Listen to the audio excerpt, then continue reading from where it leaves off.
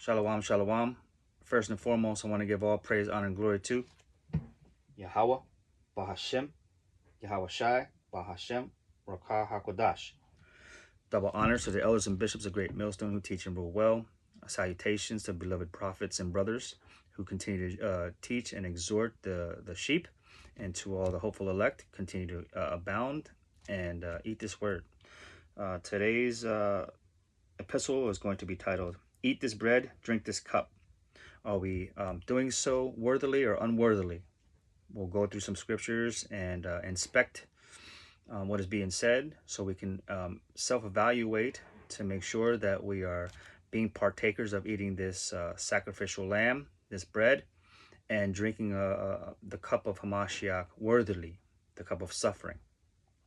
So we'll go and we'll start and jump right into 1 Corinthians chapter 10 and work our way through it. It says, Moreover, brethren, I would not that ye should be ignorant how that all our fathers were under the cloud, and all passed through the sea, and were all baptized unto Mashah in the cloud and in the sea, and did all eat the same spiritual meat, and did all drink the same spiritual drink, for they drank of that spiritual rock that followed them, and that rock was Hamashiach.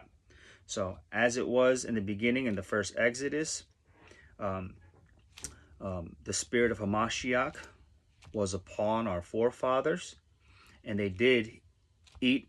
Some of them did eat worthily, and some of them did eat unworthily.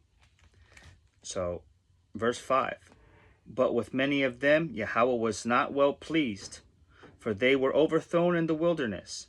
Now these things were our examples, to the intent we should not lust after evil things as they also lusted.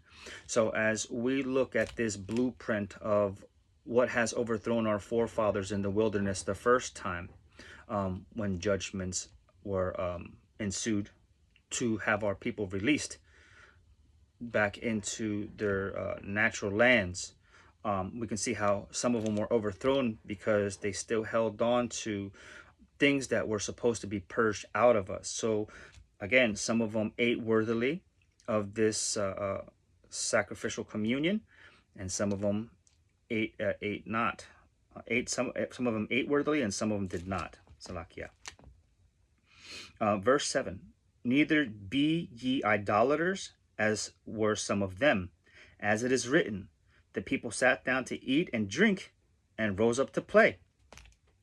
Neither let us commit fornication, as some of them committed, and fell in one day 23,000. Neither let us tempt Hamashiach, as some of them also tempted, and were destroyed of serpents, representing snares and their destruction, because they still had things that resided in them that they did not get purged of.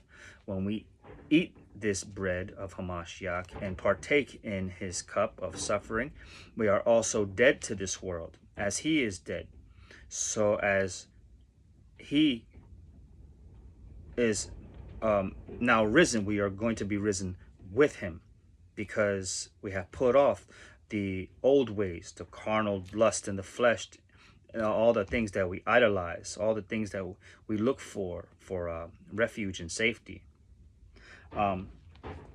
Verse 10 of 1 Corinthians chapter 10, it says, Neither murmur ye, as some of them also murmured, and were destroyed by the destroyer. Now all these things happened unto them for an example, and they are written for our admonition, upon whom the ends of the world are come. So as we see the day approaching, and we are in the latter times, in the very final minutes before all hell breaking loose and the return of our Messiah, this was an example for us to inspect, so that way we are not destroyed upon the second coming as well.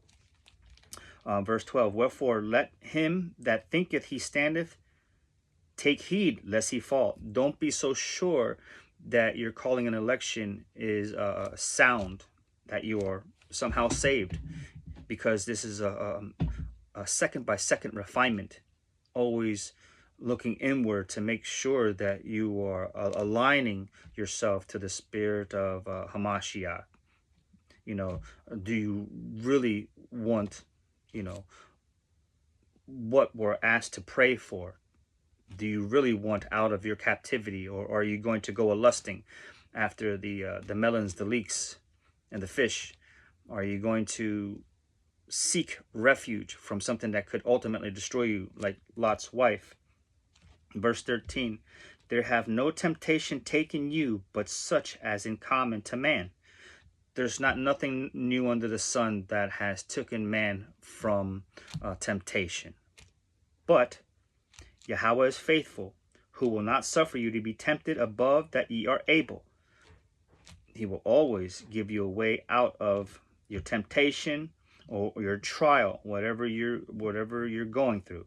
Who will not suffer you to be tempted above that ye are able, but will with the temptation also make a way to escape, that ye may be able to bear it. So as we continue to go through this refinement phase and are strengthened in his word and having faith that he's going to cover us in the times of need and to rescue us from the trials and all these things that are said to happen, this is our hope, that he's going to give us a way out of these temptations. And he says it, that he will not suffer you to bear anything that you cannot bear, because we want to eat of this bread and drink of this cup worthily. Are we willing to go that extra mile to stay grounded in our faith and believe what is said in the scriptures? And just like Hamashiach, he stood 10 toes down and he didn't fold. Verse 14, it says, wherefore, my beloved, wherefore, dearly beloved, flee from idolatry. I speak as to wise men, judge ye what I say. The cup of blessing which we bless, is it not the communion of the blood of Hamashiach? The bread which we break, is it not the communion of the body of Hamashiach? For we being many are one bread, because as all these spiritual pieces of bread is being broken up unto each disciple, those who are walking as Hamashiach are partakers in his death, we are considered that one body, that one loaf of bread, partaking in the same sacrifice. For we being many are one bread and one body, for we are all partakers of that one bread. All those who have been called into this ministry to be partakers in this bread and this sacrificial meal here. Verse 19, what say I then? That the idol is anything, or that which is offered in sacrifice to idols is anything? Verse 20 of 1 Corinthians 10, it says, but I say that the things which the Gentiles sacrifice, they sacrifice to devils, and not to Yahweh. And I would not that ye should have fellowship with devils. You cannot drink the cup of Yahweh, or the Messiah, sorry, and the cup of devils. You cannot be partaker at the Lord's table, Yahweh Shai, and of the table of devils. Do we provoke the Lord to jealousy? Are we stronger than he? Right here is a warning that you cannot partake in any of these commands unworthily. The feast days, observance of the commands, saying that you're walking in a way that is upright and be unworthy of it, right? Because there's a real penalty for not taking heed to any of this stuff. 1 Corinthians chapter 11, 24 to 29, and it says, and when he had given thanks, he brake it and said, take, eat, this is my body, which is broken for you. So his sacrifice, all the things, all the trials that he had to go through, he is making a symbolic gesture with this bread that is broken into pieces for you to partake in, which is mercy at the same time, because you are partaking in his suffering incrementally and not that whole loaf, right? For this is my body, which is broken for you.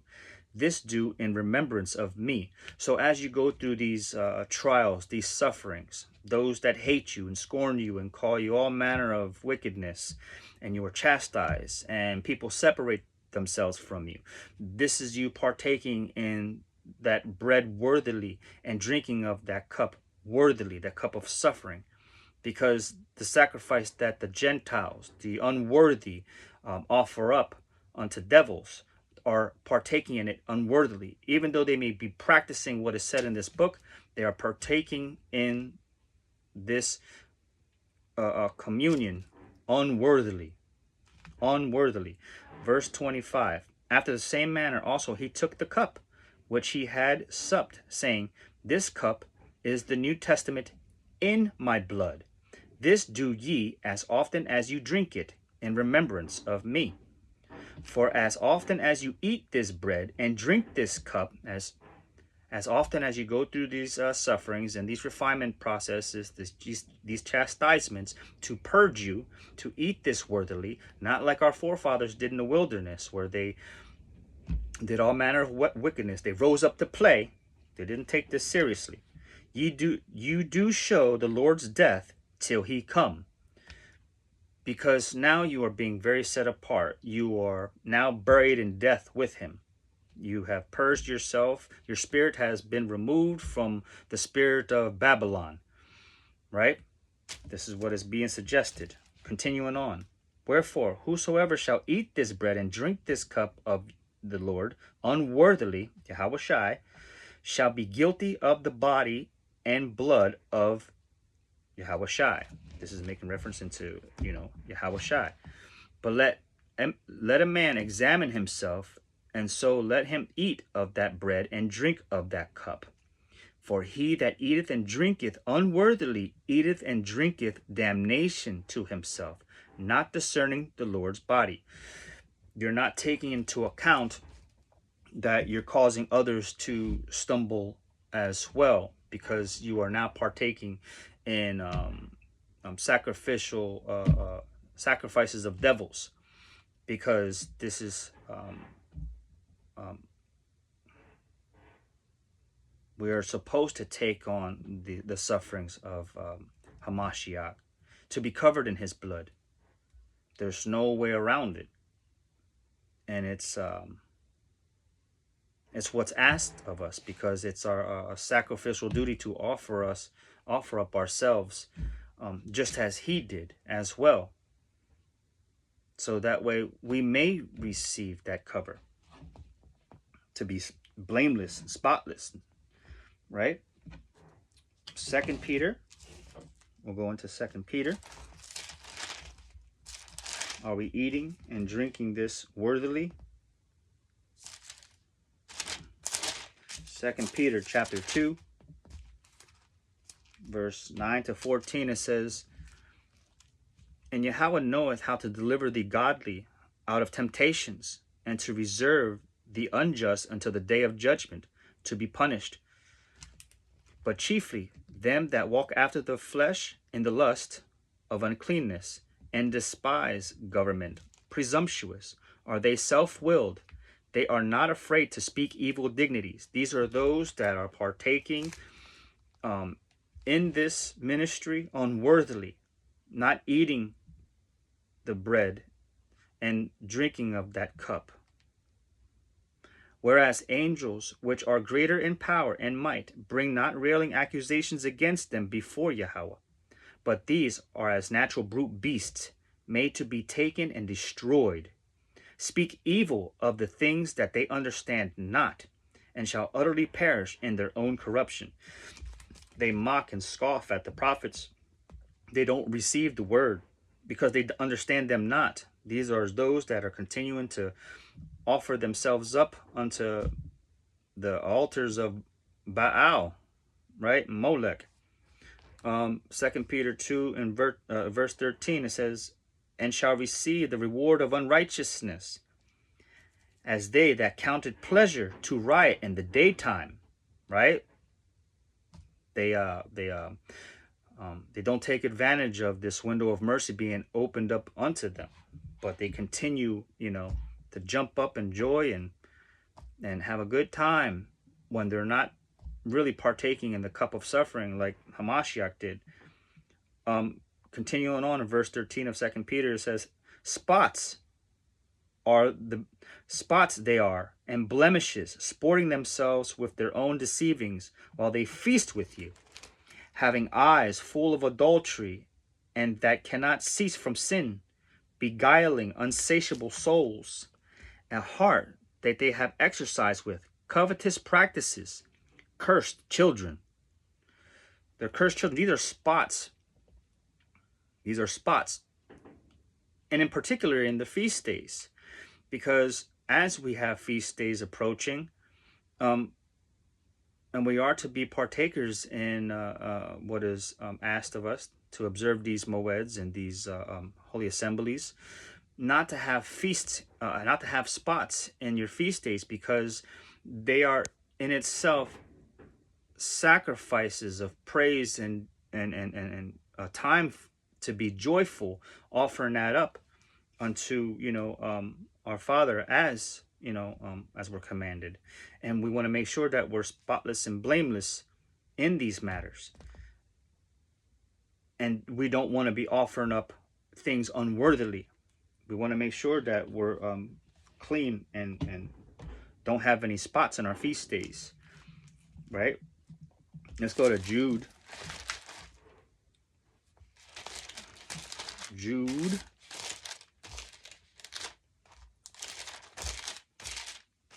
Right here.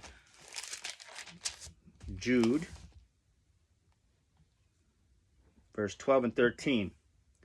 These are spots in your feasts of charity, when they feast with you, feeding themselves without fear. As we evaluate how we're walking minute by minute, and every encounter, watching everything we say, everything we think, the actions with our hands, are we doing what we're supposed to do in righteousness? Anything outside of that could be considered a spot, a blemish on us.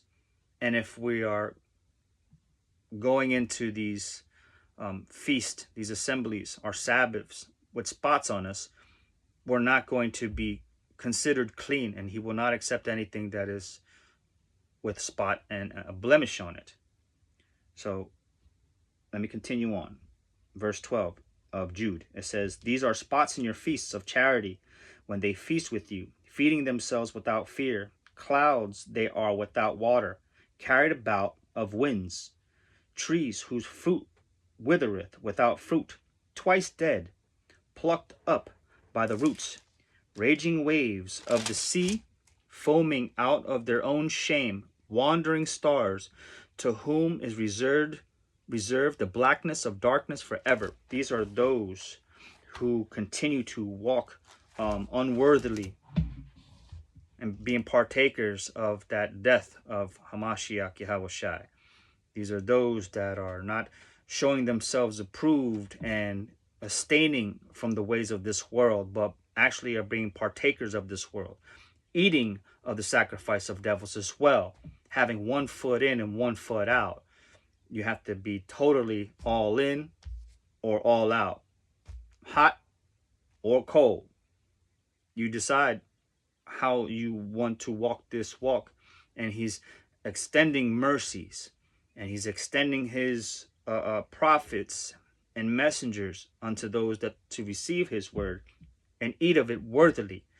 You have to die to this world to receive everlasting life, right? Next verse, we'll go into the book of Isaiah. Isaiah chapter 1, 11 to 12. To what purpose is the multitude of your sacrifices unto me, saith Yahweh? I am full of the burnt offerings of rams and fat of fed beasts, and I delight not in the blood of bullocks or of lambs or of goats. When you come to appear before me, who have required this at your hand to tread my courts? Bring no more vain oblations, incense, and an abomination unto me. The new moons and Sabbaths, the calling of your assemblies, I cannot away with it. It is iniquity, even the solemn meeting. Your new moons and your appointed feasts, my soul hateth. They are a trouble unto me. I am weary to bear them. And when ye spread forth your hands, I will hide my eyes from you. Yea, when you make many prayers, I will not hear. Your hands are full of blood. So, we want to make sure that we are not going into any of his feasts. Even your nightly prayers, they can be considered abomination as well. You may have some stains on your garments and blood on your hands. Are you doing what is asked of you, being partakers of eating this bread and drinking of this cup worthily? The cup of suffering. Are you really separate from this world? Are you really kodash and holy? Are you proclaiming judgment to come? Are you warning people? Are you truly exhorting and teaching sincerely with a contrite heart for others to receive that message? For this is our fear. We know the judgments to come. We know that the Father is not a respecter of persons. And it should kindle a fire within you to move accordingly, to want to be partakers and eat of this worthily, to eat this bread and drink this cup worthily, because he will not accept all your practices unworthily. This is not a party. This is not a hangout. This is a serious matter here. This is a serious matter, because we're talking about judgment. We're talking about real life consequences. We want to be spotless and blameless and have our hands clean, to give warning unto others, to tell them to straighten up, receive truth, separate yourself from the sinful natures of this world. Don't be like our forefathers who got destroyed in the wilderness. They know who they were, they know who they are, and they continue to want the comforts of Babylon. They want to associate themselves with Babylonians, to love everyone, to hug on everybody. Okay? Amos 5. Amos 5:21. He says, he hates. He says it right here. I despise your feast days, and I will not smell in your solemn assemblies. Though you offer me burnt offerings and your meat offerings, I will not accept them, neither will I regard the peace offerings of your fat beasts. Take thou away from me the noise of your songs, for I will not hear the melody of thy viols. He says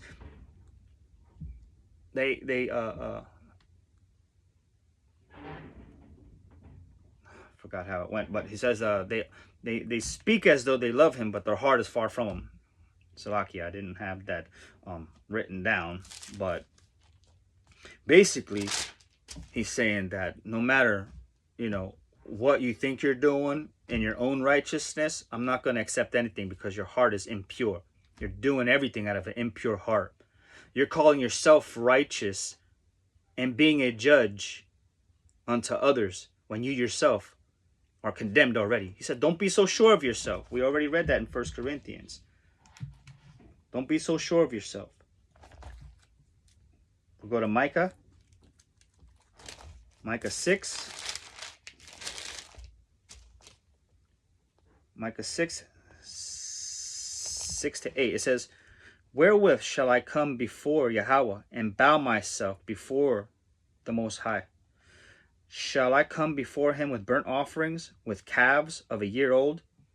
Will Yahweh be pleased with thousands of rams, or with 10,000s of rivers of oil? Shall I give my firstborn for my transgression, the fruit of my body for the sin of my soul? He hath showed thee, O man, what is good, and what Yahweh does require of you. But to do justly, and to love mercy, and to walk humbly with Yahweh. He requires us, he doesn't require a lot from us. He requires us to partake in this worthily and not unworthily. To exercise the law, statutes, and commandments with mercy and with a humble and contrite heart. All these extra things, all these theatrical things that we think that he will find joy in, he just said they're an abomination unto him. That doesn't mean don't have your Passovers and your assemblies and your Sabbaths and things, but they have to come from a heart posture that suggests that you're doing it in fear and reverence and a walk like the Messiah did. Not like as the world did, because now you're eating the traditions of man, and that's an abomination unto him, because now you're sacrificing it unto devils. You're mimicking the world. This is a solemn assembly. This is a lamentation and woes and mournings. We're given strict warning on what's to come, and yet our people continue to party it up.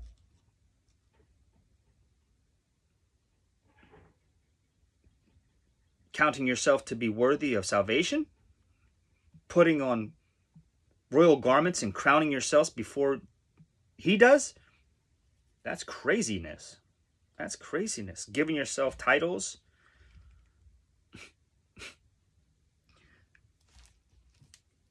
Hebrews chapter 13. Boy. Hebrews chapter 13, verse 15. He says, Hebrews chapter 13 and verse 15, it says, by him, therefore, let us offer the sacrifice of praise to Yahweh continually, that is, the fruit of our lips, giving thanksgiving to his name.